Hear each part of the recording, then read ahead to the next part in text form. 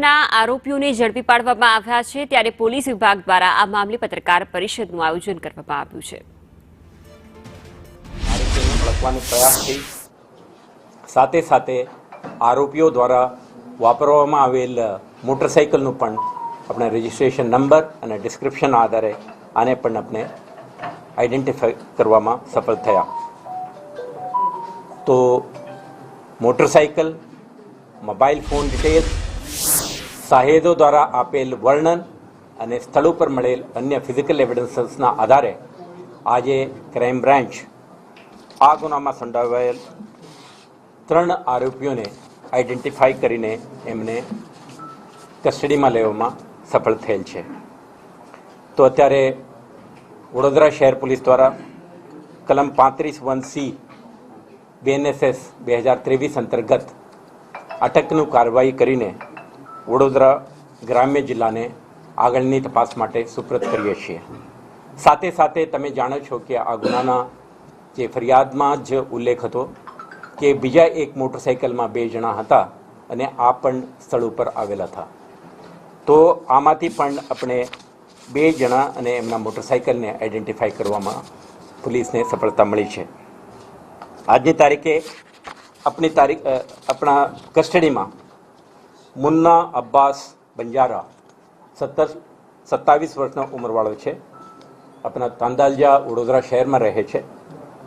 મૂળ ઉત્તર પ્રદેશના રહેવાસી છે. એ જ રીતે મમતાજ ઉર્ફે અફતાબ સુબેદાર આ પણ વંજારા છે, જે નંબર 1ના ક્યુ સાથે એમના સંબંધ પણ છે, રિલેટિવ છે. આ પણ મૂળ ઉત્તર પ્રદેશના. અને ત્રીજો આરોપી શાહરૂખ કિસ્મત અલી બંજારા આ 26 વર્ષના ઉંમરના છે. આ પણ તંદાજા વિસ્તારમાં જ રહે છે અને મૂળ ઉત્તર પ્રદેશના છે.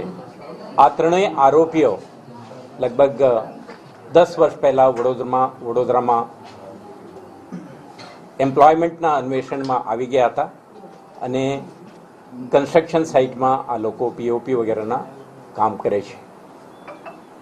તો મૂળ ઉત્તર પ્રદેશ ત્યાં કેટલાક સમયથી વસાહત કરતા આરોપીઓ તે દિવસે નીકળ્યા હતા અને પછી બાયલી ગામ આગળ એમને આ વિક્ટિમ અને એમના જે સાથી હતા, ફ્રેન્ડ હતા, એમને જોતા લોકોએ આ બનાવને અંજામ આપ્યું છે એવા વિગતો તપાસ દરમિયાન અત્યાર સુધી આપણે પ્રાથમિક તબક્કે આપણે મળ્યું છે.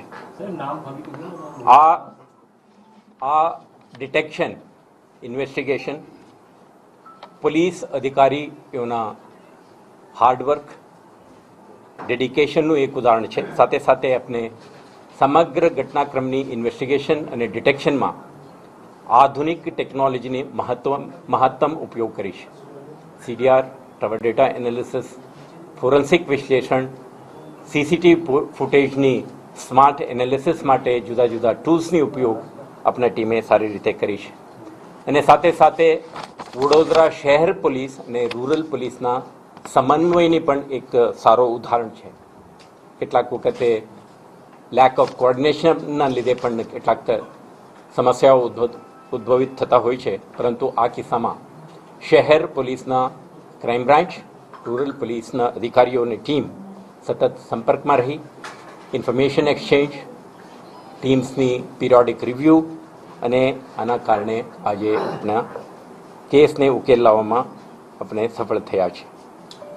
તો આપણે કહેવા માંગીએ છીએ ગુજરાત પોલીસ, વડોદરા શહેર પોલીસ અને ગ્રામ્ય પોલીસ આપણે we are committed to safety and security of women.